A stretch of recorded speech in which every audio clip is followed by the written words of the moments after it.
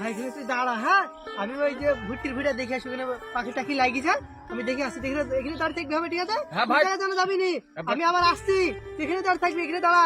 তুই জানি টক করে আসিস ভাই, হ্যাঁ, হ্যাঁ, ঠিক আমাকে আছে। একা তুই যাসনি ভাই। আচ্ছা আচ্ছা, আমি এখনই আসছি, ভুট্টির ভিড়ে দেখি চলে আইবো। ঠিক আছে, যা তুই ভাই। এখানে দাঁড়া, আচ্ছা। আমি আসছি।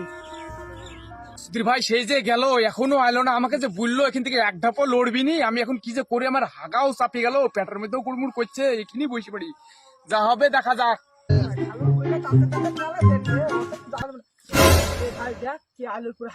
আরে শালা তাই তো রে, কি হাঁকছে রে? কি ব্যাপার, মাঠে এত চিল্লাচিল্লি কিসের?